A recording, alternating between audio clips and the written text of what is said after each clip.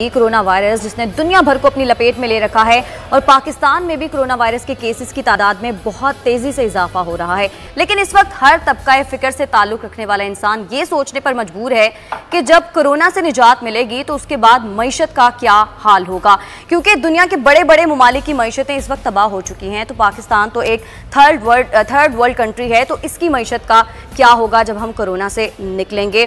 Corona pandemic के बाद दूसरा मसला है मुआशी पैंडेमिक। लगारी साहब, आपको क्या लगता है कि कोरोना वायरस के बाद जो सूरत हाल बनेगी उससे पाकिस्तान किस तरह से निकल सकेगा? कोरोना और इकोनॉमी, रशिया का क्या बड़ा सवाल हो सकता है। कोरोना और इकोनॉमी, यूरोप का किसी भी मुल्क का, इटली का, स्पेन का, फ्रांस का, बरतानिया का, जर्मनी का, किसी भी मुल्क का क्या सबसे बड़ा सवाल हो सकता है, वो यही है। हम लोग तो बहुत गरीब और छोटी इकोनॉमी वाले मुल्क हैं। जिन मुल्कों में खरबों के हिसाब से पैदावार करने और बिजनेस करने वाले ममालिक हैं, जिनकी इकोनॉमीज़ पाकिस्तान से कई गुना ज़्यादा बड़ी हैं और उनका हुजम बहुत बड़ा है, वो बैठ रही हैं। तो ऐसी सारी सूरत हाल में हम कहाँ खड़े होंगे? मेरा ख्याल है कि एक गरीब के लिए गुर्बत के अलावा और कोई चीज़ ख़तरनाक नहीं हो सकती है।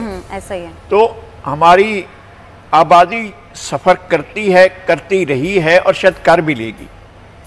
लेकिन उन मुल्कों से हम पूछेंगे जिनकी इकोनॉमी के बहुत बड़े टावरिंग फिगर वो टावर्स खड़े हुए थे और जिनकी इकोनॉमी जो है वो ऐसा लगता था कि जनाब आप जब जाएंगे न्यूयॉर्क में और वहाँ के स्टॉक मार्केट में और वॉल स्ट्रीट पर जाएंगे तो दुनिया की सबसे बड़ी ताकतवर इकोनॉमी का महलात खड़े होंगे। वो सारे महलात तो इस वक्त तो ज़मीन बोस हैं। और यही हाल है, आप अगर चले जाएं पेरिस में लॉ डिफेंस के इलाके में या दूसरे इलाकों में चले जाएं तो पता चलेगा कि जनाब बैठ चुका है।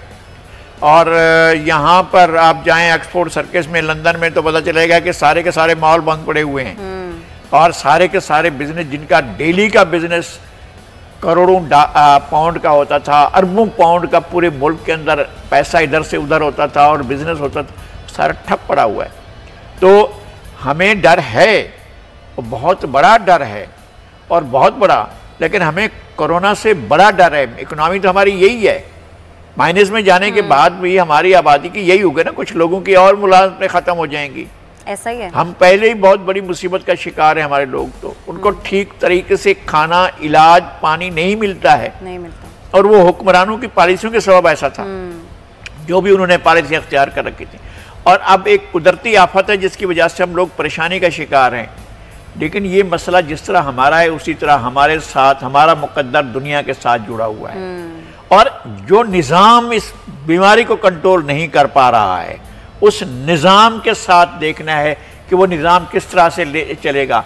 ये वर्ल्ड आर्डर जो जॉर्ज बुश सीनियर ने कहा था कि अब हमारा वर्ल्ड आर्डर चलेगा, अब नया वर्ल्ड आर्डर क्या आता है, अब नई सूरत हाल क्या आती है, तब पता चलेगा कि दुनिया किस तरफ को जा रही है। क्या इसी तरह से वर्ल्ड बैंक, IMF और दूसरे आलमी मालियाती इदारे लोगों की इसी तरह से खाल उतारते रहेंगे और मुल्कों की मैशतों को बैठ कर इस तरह से बिठा कर रखे रहेंगे? नहीं चलेंगे। अब इन इदारों की भी अपनी उस पर सवालिया निशान है कि वो खुद कैसे आगे बढ़ते हैं। और लगाई साहब, हमारी हुकूमत की जानिब से सनती इदारों के मालिकान को ये कहा गया है कि वो अपने लोगों को तनख्वाह दें, लेकिन वो भी अपनी जगह सही हैं। वो कहते हैं जब कारोबार नहीं चलेगा तो हम कितना टाइम तनख्वाहें दे सकेंगे? ये सही है कि बाज़ इदारे जो हैं वो मुतासर हुए हैं। हम अपने इदारे की बात कर लें पहले, इसलिए कि हमारे इदारे को तो एक कार्टलाइजेशन जो है वो इश्तिहारात या जो हमारे वसाइल नहीं करने देती है। और हमारी इंतज़ामिया की ये एक बहुत बड़ी कामयाबी है कि वो लोगों को साथ लेकर चल रहे हैं।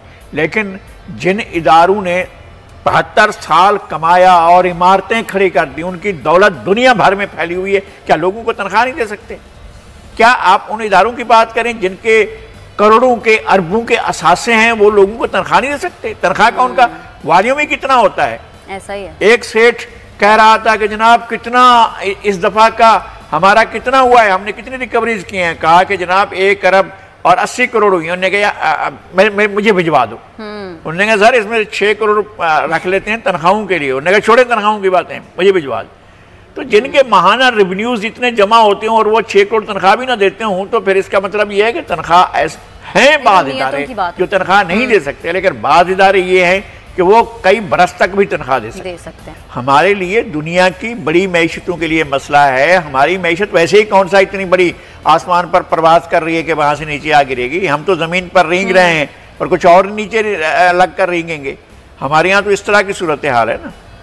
हमारे यहाँ मास्टर्स को क्या मिलता है, आम आदमी को क्या मिलता है? हमारी आधी से ज़्यादा आबादी तो गुर्बत की लकीर से नीचे होती है, या आधी से कम, या आधी आबादी हमारी गुर्बत की लकीर से नीचे होती है। तो हमारे लोग जो है, आप क्या करेंगे? मरे को क्या मारेगा शाहमदार? होगा क्या? उसके बाद क्या आकर उससे छीन लेंगे? हमारे पास रखा ही क्या है कि आकर ये कोरोना या रिसेशन या मईशत आकर हमारा गला घोंट देगी। सही भाई, इसमें भी अगर किसी गले पर बोझ पड़ेगा तो हमारे उस सेठ और सनतकार या बड़े कारोबारी या बिजनेसमैन या हुकूमत, उनके ऊपर पड़ेगा। आम आदमी बेचारा 2 रोटियां खाता था, 1 रोटी खा लेगा। तो इस तरह होता है। मुतासर किसने होना है? जाहिर है जिनके बड़े बिजनेसेस हैं, जिनके बड़े कारोबार हैं। मैशत तो उसी को कहते हैं ना। हमारी मैशत, हमारी आम आदमी की तनख्वाह को या आम आदमी की जो सूरत हाल है उसको मैशत थोड़ी कहते हैं। अच्छा, हम खुश हैं कि हमारे यहाँ कम है, लेकिन हमारे यहाँ कम इसलिए हैं कि हमारे पास चेक करने की सलाहियत इतनी है नहीं। अगर हमारे पास रोज़ाना इतनी लाखों की तादाद में हम भी लोगों को चेक करने जाएं तो मालूम होता जाएगा। जिस तरह से ये बता रहे हैं हमारे चीफ मिनिस्टर के, भी इतने करते हैं और इतने आदमी उसमें से निकल आते हैं पॉजिटिव। तो अगर इसी तरह से अब इसको हम मल्टीप्लाई करते जो, तो हमारे यहाँ भी इसी तरह से हो जाएगा। और हमें क्या पता है कि हॉस्पिटल्स में या घरों में जो लोग फौत हो रहे हैं कि वो किस चीज़ से फौत हो रहे हैं, कोरोना से फौत हो रहे हैं या किसी और बीमारी के सबब। तो हमें इस सूरत हाल का पता नहीं है। दुनिया एक बहुत बड़े, अगर ड्रामा होता तो सिर्फ हमारे साथ ना होता ना, अमेरिका के साथ क्यों हो रहा है? फिर जो दुनिया को चलाने वाला मैकेनिज्म दुनिया का जो है वो यूनिपोलर वर्ल्ड बनकर बैठे हुए थे और कहते हैं हम दुनिया चला रहे हैं। जो दुनिया चला रहे हैं, जो ममालिक जो सारी दुनिया की मैशत को कंट्रोल करते हैं, वो ममालिक खुद इस बहरान का शिकार हैं। तो वो सिर्फ इसलिए तो नहीं कह रहे हैं पाकिस्तान वाले लोग जाकर घरों में बैठ जाएं। सही, जाहिर एक सूरत हाल है ऐसी, और इसी सूरत हाल में हमें रास्ते निकालने। सही है। अच्छा लगाई साहब, मुल्क भर में एहसास प्रोग्राम के तहत इमदादी रकम की तकसीम जारी है। तो लगाई साहब, इस चीज़ को तो हमें अप्रिशिएट करना चाहिए ना कि हुकूमत की जानिब से अच्छा इनिशिएटिव लिया गया है, क्योंकि जिसको रकम मिल रही है वो बहुत खुश है।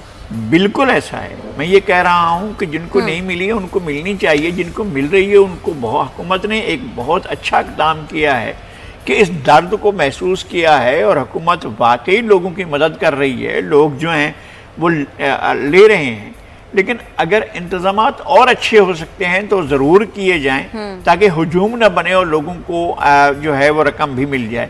लेकिन हम अब तक जहाँ भी जा रहे हैं, जिस तरह से भी हमें गुजरना, बहुत ताउन करी है पुलिस का रवैया जो है वो हैरत अंगेज़ तौर पर तब्दील हालात के मुताबिक है। मैं ये नहीं कहता हूँ, हालात ऐसे हैं, उन्हें भी नजर आता है कि सूरत हाल ठीक नहीं है। इज्जत से बात करते हैं और लोग अदब से, एहतराम से हर आदमी की वो इज्जत कर रहे होते हैं और लोगों को ये रियायत दे रहे होते हैं। लोग जिस तरह से मैं पहले भी बहुत कहता रहा हूँ, एक बाइक पर 3 आदमी बैठे हैं। एक बंदा, अभी मैं किसी दोस्त से बात हो रही थी, वो कह रहा था कि जी पुलिस वाले ने एक बंदे से पूछा कि भाई आप जो है वो क्यों लेकर जा रहे हैं इनको, फैमिली वालों को साथ में, आप कहाँ जा रहे हैं? उसने कहा मैं जो इनको लॉकडाउन दिखाने जा रहा हूँ। ये लोगों का हाल है। अच्छा, ये मैं आपको बस कही हुई बात नहीं कर रहा हूँ, ये हमारे प्रोड्यूसर ने मुझे बताया। अच्छा, हाँ, वो बता रहे हैं कि जनाब उनके सामने पुलिस वाला पूछ रहा है भाई आप क्यों फैमिली को, बच्चों को साथ लेकर जा रहे हैं? पुलिस वाले कुछ कहेंगे तो उनकी और पुलिस वाले को वो बंदा कह रहा है जी मैं अपने घर वालों को जो है, बच्चों को जो है, ये मैं लॉकडाउन दिखाने आया हूँ। तो अगर ये शौक है तो फिर आपको इस तरह के मसाइल का। लेकिन लगारी साहब, हुजूम जहाँ पर भी इकट्ठा होगा वहाँ पर इस तरह के मामला तो होंगे। कोई ऐसा मैकेनिज्म नहीं बनाना चाहिए था कि ये जो इमदादी रकम है ये लोगों को घरों में ही पहुँचा दी जाती? मेरे ख्याल में एक हद तक तो हो सकता था। आप रश कम कर सकते थे। एक तो ये कि वो लोग, जाहिर है कि अगर वो आइडेंटिफाई हो गया कि इन लोगों को हम दे चुके हैं, वो दोबारा तो नहीं आकर ले सकते। ये तो नहीं हो सकता है ना कि आपने किसी बंदे को पैसे दे दिए, वो किसी दूसरे रेफरेंस से या दूसरे तरीके से कुछ और रास्ता अख्तियार करके आ जाए, इसलिए कि आपके पास जब आपने उनसे कहा था कि इस पर जो है हमें मैसेज करें और मैसेज वो पहुँचा है, तो आपके पास उसकी तफसीलात आ गई हैं बंदे की। अब उन तफसीलात के साथ वो कहीं और तो नहीं जा सकता। तो लोगों को वहाँ उनके घरों पर मिलता तो ज़्यादा बेहतर था। लेकिन हमें ये भी ज़रूर सोचना चाहिए कि हम थर्ड वर्ल्ड के एक मुल्क हैं, हमारे पास हमारा स्ट्रक्चर बहुत पसमानदा है, हमारे इदारे बहुत पसमानदा हैं, हमारे यहाँ इदारों के अंदर कोई जिद्दत नहीं आई है, हमारे यहाँ तमाम किस्म के जो सिस्टम्स हैं वो सारे के सारे कॉलोनियल दौर के हिसाब से चलते हैं। तो हम उनसे ये जो जदीद दुनिया की, कंप्यूटर की दुनिया की तेज़ी है, अगरचे बहुत कोशिश करते हैं लेकिन वो नतायज हम नहीं दे सकते।